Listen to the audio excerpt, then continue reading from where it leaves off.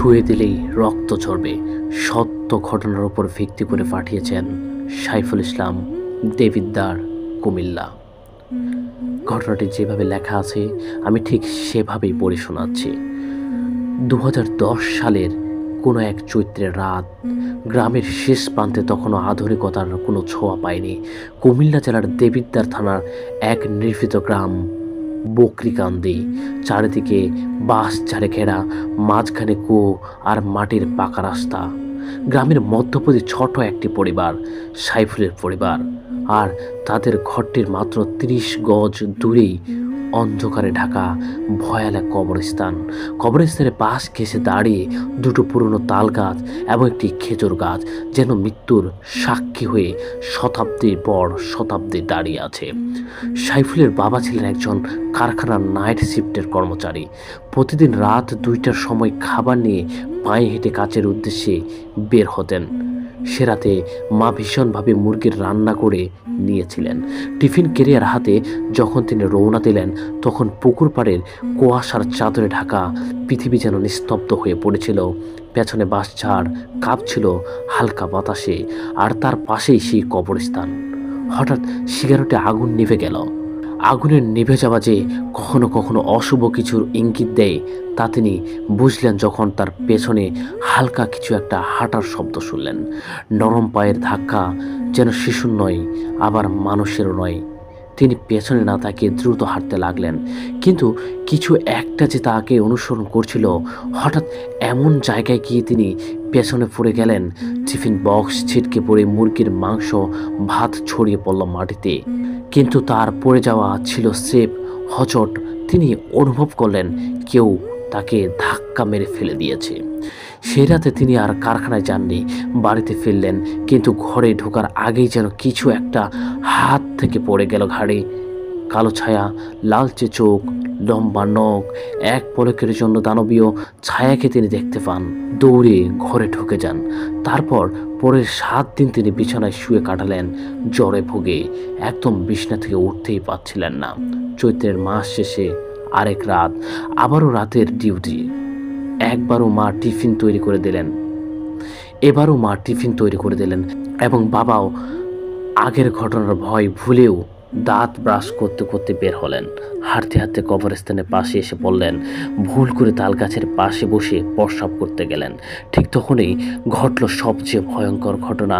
তার চোখের সামনে তাল গাছের সমান লম্বা এক গলাপচা বৃদ্ধা নারীর আবির্ভাব, মুখে রক্তাক্ত, হাতের নখ ছিঁড়ে যাওয়ার মতো বড়, আর গায়ে দুর্গন্ধ যেন অর্ধশতক পুরনো পচা মাংসের।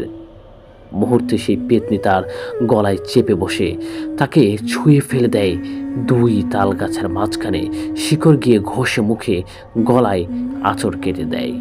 সাহস আসে কেবল তখন যখন ফজরে আজান ঠিক আগেই পাশের গ্রামে মাহফিল শেষ করে ফিরছিলেন সাইফুলের জেঠি এবং তার ছেলে।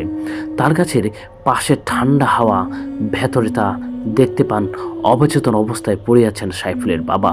সারা শরীর আছড়ে ভরা, মুখে রক্ত লেগে আছে। সকালবেলা তাকে নেওয়া হয় স্থানীয় কবিরাজ মোহাম্মদ আলীর কাছে।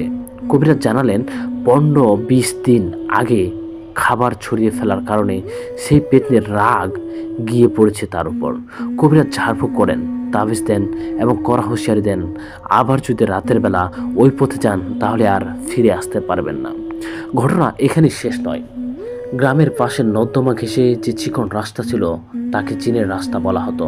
একদিন গ্রামের এক লোক সে রাস্তার মাঝখানে দেওয়াল তুলে দেয়। পরদিন সন্ধ্যায় তার নাতি, তার ছোট্ট একটি ছেলে পথ আটকে দাঁড়ায় এক অদৃশ্য দলের সামনে। তারা সরিয়ে দেয় তাকে বারবার। শেষে তারা শিশুটির ঘাড় মোটকে রক্ত চুষে খেয়ে পুকুরে ফেলে দেয়। বিদায় জানাবার আগে তারা বলে, এই দেওয়ালে কালকের মধ্যে না সরালে এই গ্রামে কেউ বাঁচবে না। গ্রামের মানুষ পাগলের মতো সেই রাতের দেওয়াল ভেঙে ফেলে। আবার কবিরাজ ডেকে এনে সারা গ্রামে ঝাড়ফুঁক করা হয়, কিন্তু কিছুই আগের মতো আর হয় না। এরপরও বহুবার শোনা যায় নুপুরের আওয়াজ, ঘোড়ার হিন শব্দ বা হঠাৎ করে কান্নার শব্দ। কেউ কেউ বলে পুকুরের পাশে মাঝরাতে এক নারী দাঁড়িয়ে থাকে, গলায় রক্ত, চুল মাটিতে ছড়িয়ে আছে। আর এখনও সেই কবরস্থানের সামনে দাঁড়িয়ে থাকে। হঠাৎ ঠান্ডা বাতাসে কাঁপে শরীর, যেন তার ঘাড়ের কাছে নিঃশ্বাস ফেলছে কেউ। ভয়ে সারা শরীর হিম হয়ে আসে।